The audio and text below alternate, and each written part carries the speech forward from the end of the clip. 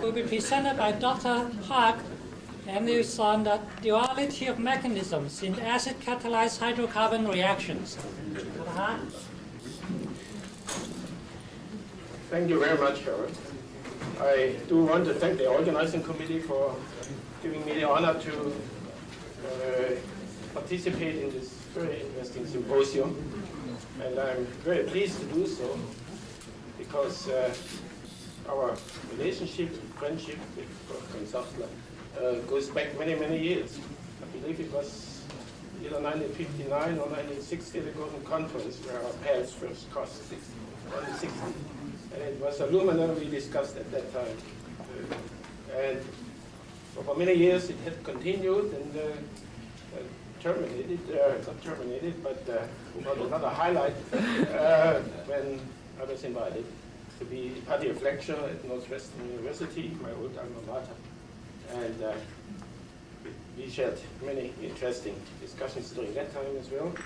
Of course, what was not planned, but what turned out to be very unfortunate for me, but very fortunate for Sachtler, is that he, during that time, had to leave for a month, and he asked me to take care a little bit of his students, which was a great pleasure. They loved it. Yeah, let's keep pizza. So, yes. In thinking about what to present at this occasion, I was actually inspired by the recent work that Wolfgang Sachtler has published on beautiful tracer studies during the butane isomerization, which clearly, definitely showed the mechanism of butane isomerization that had been suspected perhaps, but was now clearly demonstrated. And what happens there is paraffins, they have difficulty to isomerize, will get some help by first dimerizing and then cracking again, and by this mechanism achieve a much faster turnover number. And then I realized that this is not an isolated case. There are apparently many, many reactions that have either a duality of mechanisms or occur instead of intramolecularly by a bimolecular reaction.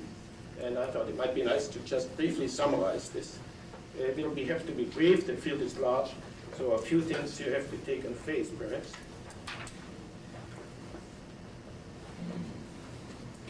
I will, among many, many examples, there are many more. I've picked a few.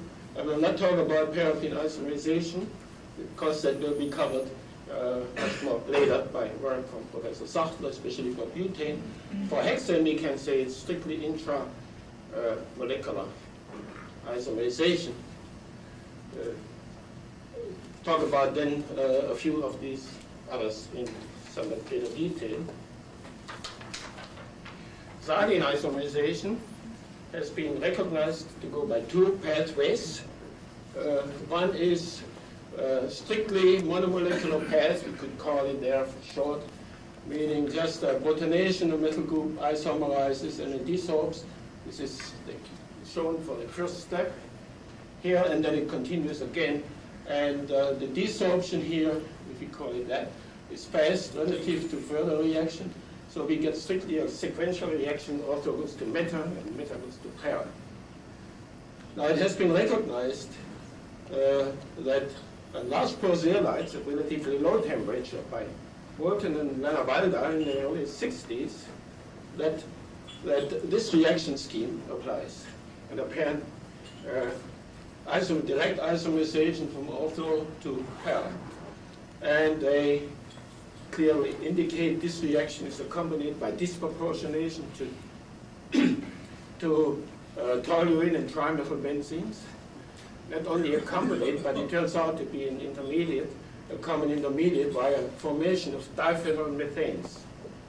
So two of these get together to an orthoisomer and form some kind of a diphenyl methane type intermediate that that breaks up in different ways. It breaks up at this point, you get toluene and trimethylbenzene, which then can recombine back and forth. And I don't want to dwell on this because there was a beautiful paper just published in April in the Journal of Catalysis by the group of Guinea, who has done tremendously fine, detailed work on product distributions, etc., to sort out the various paths of this reaction.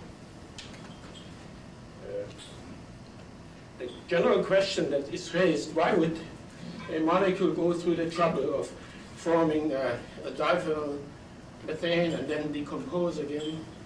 And this will be perhaps, we will ask some questions why that is, what the reason is between selecting this mechanism and this mechanism.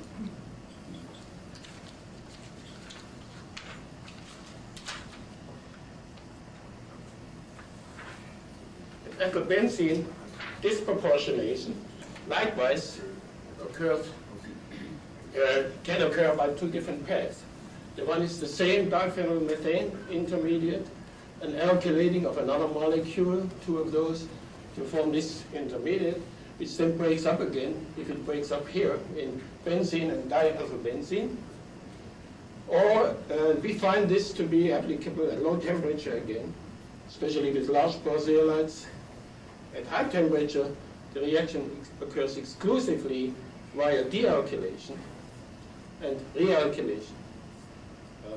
Ameltze from Amoco has done a very nice tracer studies where he labeled one of these carbons, and this alpha carbon, and if this mechanism applies, it stays always associated, and the alpha carbon will always be the labeled isomer, whereas in this mechanism the two carbons become symmetrical, and you'll find the corresponding traces distributed, and that's quantitatively observed. Now, again, what are they? Why is this mechanism applied? Why is this? We looked at the details of this reaction. At low temperature, where the bimolecular mechanism applies, there's an induction period. This is work that I was associated with in the Cargill's laboratory.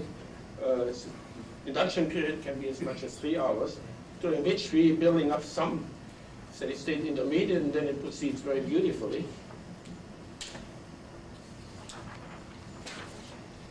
And the detailed mechanism, we have done more kinetic work, not with the ethylbenzene, but with toluene, where the same disproportionation reaction applies. And we can identify that somehow during the steady state, we are building up a steady state concentration of these sorbed intermediates, carbenium ion species on the surface. And once they reach the steady state concentration, then they have this cycle, alkylation of another toluene to form this intermediate, which can isomerize to this. This one can track by elimination of benzene. And here comes the critical step 2, a hydrogen transfer between these two molecules. So this becomes paraxylene, and we regenerate this steady state. So we have a hydrogen transfer chain reaction. And if we write some kind of very simplistic kinetic scheme associated with these steady-state carbenium ion concentrations that become stationary and invariant with time. And then we also found the reaction is strictly first order. We varied the concentration by a factor of 40 of toluene, or 30, I'm sorry. We are finding 28 difference in the rate, so it's fairly good that it is a first order in toluene, as is consistent with steps 1, or in a ideal count fashion, or step 4. So this would be the rate determining step. And both we recognize are low activation energy processes. The alkylation of aromatics occurs with a very low activation energy. The hydrogen transfer, and that becomes perhaps more important, we also now know is a reaction of very low activation energy.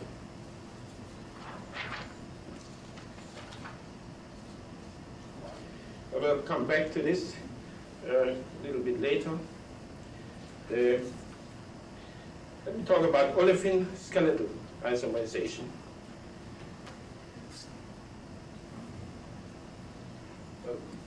We like to, there's a big important role to do, be able to do this in high selectivity to convert linear butenes to isobutene, particularly in the increased demand of metal tertiary butyl ether, where we like to convert quite a bit of the butenes to the more useful isobutylene. And the same to some extent for the pentenes, where we want to get tertiary amyl metal ether. And we thought it was an easy thing to do, the skeletal isomerization of butenes. And we looked, of course, at our old friend. What else would we do? We use CSM5.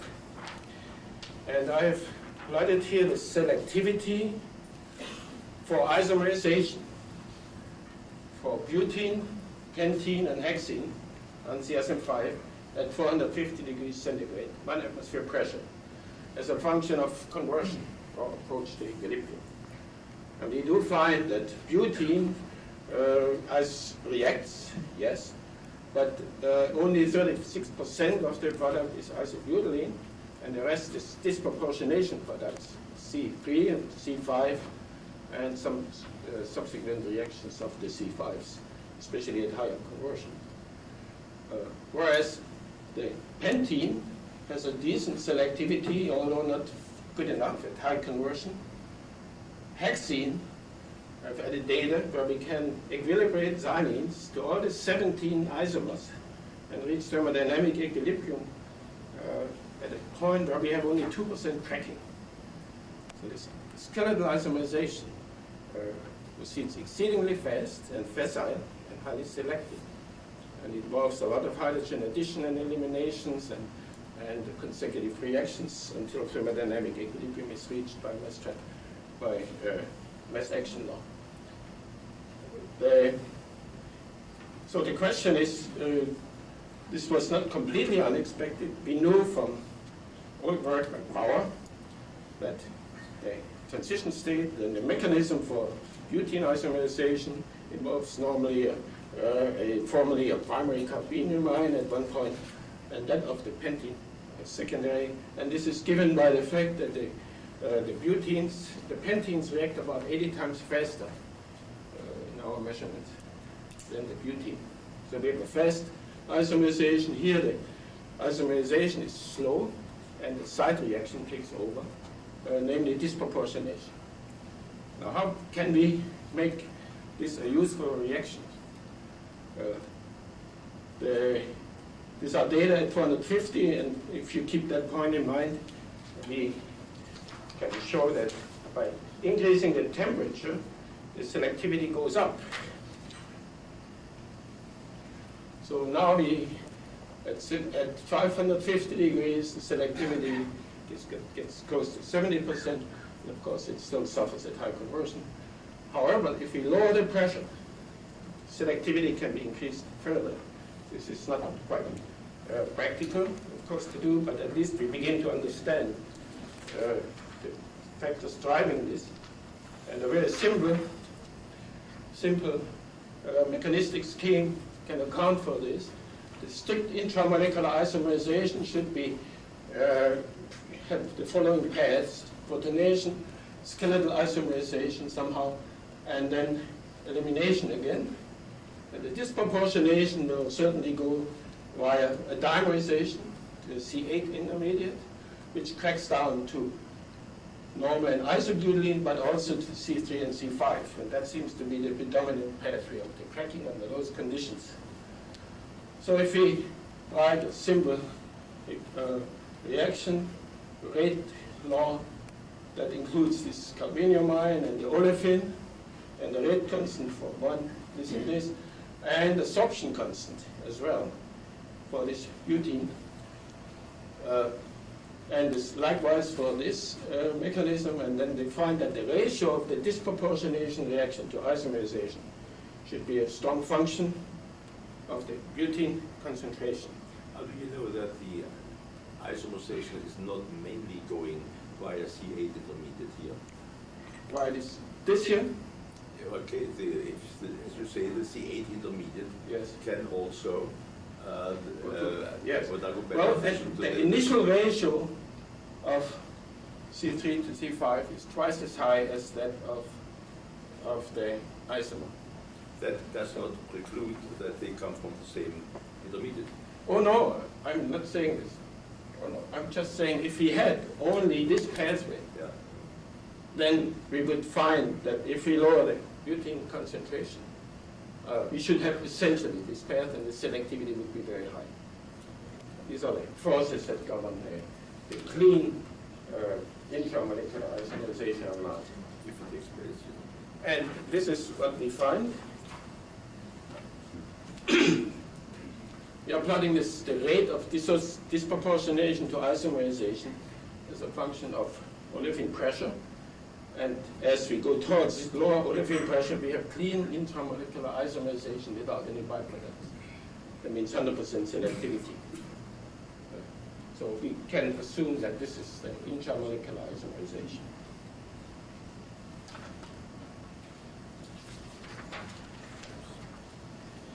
Now this, as I mentioned, this was not good enough. We needed a better catalyst. And one way to get more intramolecular isomerization is to make this path more difficult by, as I said, by lowering the concentration of this. However, one can also make it more difficult by constraining the zeolite pore size that it cannot accommodate the C8. And this can be accomplished by using a zeolite with much smaller pore. We have used, for this data here, CSM23, which has linear 8-membered rings. It's somewhat similar to ferriolite. And we find indeed at 450 degrees, where we have this very poor selectivity, data of this kind, namely much more isobutylene selectivity. And at higher temperature, we have even been shown that we can increase this very nicely to very high level. So here, at least, we have can understand how the effect of temperature and pressure and pore size restriction helps to avoid this dimerization and leads to higher product selectivity. The final slides I want to show in the paraffin isomerization, paraffin cracking. You know, we have two mechanisms. A monomolecular mechanism by protonating the paraffin directly, which then collapses to, in this case, to give hydrogen, methane, and ethane as the only paraffin products. And in the case of hexane, we have the classical carbenium-ion reaction with an initiation of some kind. And again, in steady state, we have a beta scission and followed by hydrogen transfer. Here's again, this hydrogen transfer is an important step, which turns out to be redetermining under those conditions. The transfer of hydrogen from one molecule to another one involves getting together of two molecules in a bimolecular reaction complex.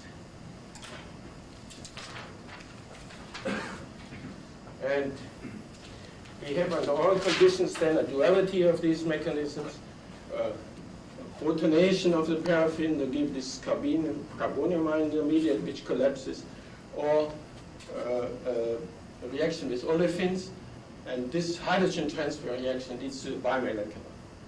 Now one can distinguish between these two from their products. With the molecule I mentioned before, this path makes hydrogen, methane, ethane. This makes propane and butane. And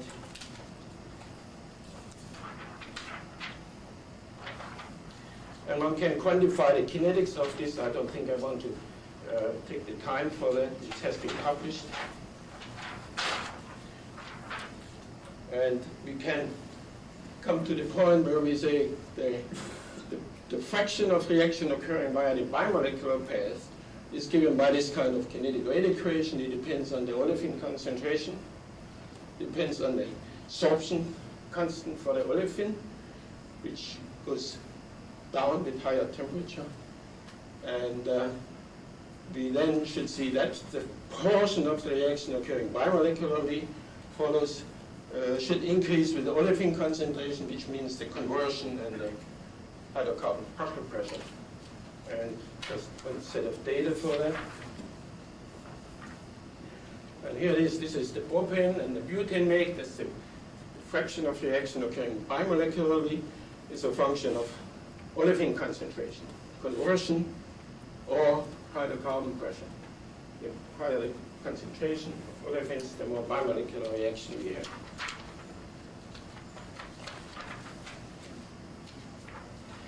So just then, the last 3 slides. The total reaction then is complex, and we have to know where we are.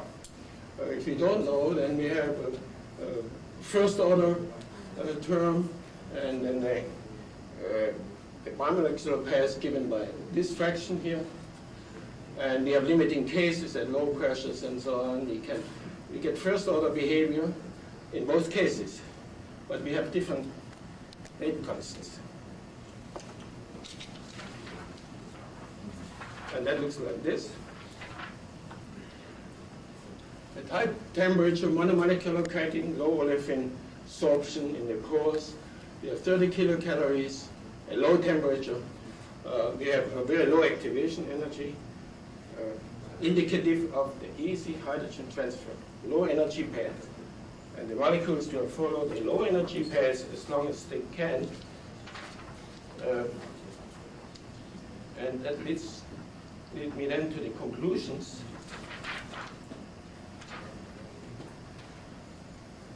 So at low temperature, there is a low activation energy path for quite a few bimolecular reactions. They are mostly, not almost, but most of them, a high drug transfer chain reaction. Chain reaction, low activation energy, and this applies to all kinds of reactions, as I believe I've shown. But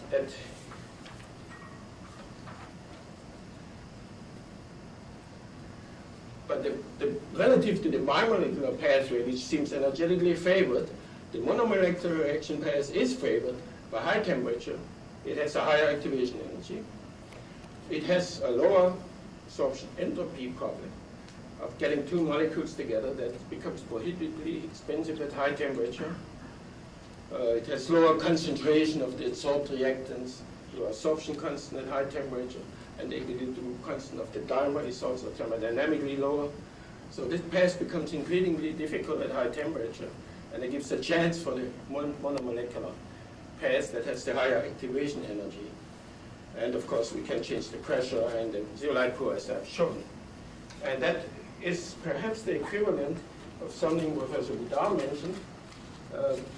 If you have difficulty doing it alone, join up with another NO molecule, and first go in some alliance and form a dimer or some such thing, and that makes the reaction in life a little easier. You have many examples here. Thank you.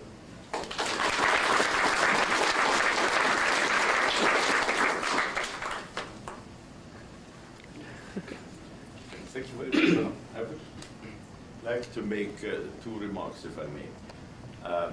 As you know, we have studied with the sulfate zirconia the isomerization of butane to isobutane with double-labeled molecules. And there the answer is loud and clear. There is only one mechanism, and that is a bimolecular mechanism. After we had done that, Mei Kang once made the remark, what about the industrial catalyst, chlorinated alumina? What mechanism do they have? So I took her advice, and I contacted a number of famous catalyst manufacturers in this country, and of course there were some negotiations, there are variety things, but finally we got samples, and just the last 2 weeks we have finished the measurement. Again, double-labeled, C13 double-labeled molecules, so the strategy is very easy. For a monomolecular reaction, the isomer should also have the double label. For a bimolecular reaction, you can have total scrambling of the label. And the answer is loud and clear. These catalysts are very different in many respects, but one thing they all share, they all give isotopic scrambling. So the mechanism is bimolecular, there is no doubt about that. I therefore doubt, and I'm not yet convinced that your mechanism which you mentioned first about the butene, which we have never studied, of course, I'm now really extrapolating, that there is a monomolecular mechanism in addition to the bimolecular mechanism. Of course, it depends on the temperature, but the primary carbenium ion has a much higher energy than these the protonated cyclopropane rings, which we can do with. So therefore, I keep a little doubt about that, and I would be more convinced if isotopic labeling had been done with that particular work. But I would, if I may make a more general remark, you again distinguish or classify zeolites, whether pores are narrow or are medium or high, and that's of course a very valid distinction. I have no difficulty with that, but we shouldn't exaggerate. There was this controversy during the conference between Kamel Clear and Rutger van Sant, and Kamel Clear found a reaction which has actually an inversion of the optical activity, and in one zeolite and not the other one, and tried to explain this by saying here the pore size is a little bit different. But Rutger stood up, and I must say I agree with Rutger. It has nothing to do with the pore size. The real essence why zeolites can be very different is whether their channels are one-dimensional or whether they are three-dimensional and have intersections. In the ESM5, which has intersections, I think most of the music is at these intersections, and so there you can easily have biomolecular reactions because you have many ways how a reactant can interact with a absorption complex. Once you have L or mordenite, which is one-dimensional basically, I mean, we have side pockets, but for these molecules we are talking about, this is for all practical purposes a one-dimensional thing. It is much more difficult to have this kind of interactions, and I wonder, with all the enormous experience which you have, do you know for sure that, can you quote me any example where in a one-dimensional zeolite a bimolecular reaction takes place at low temperature?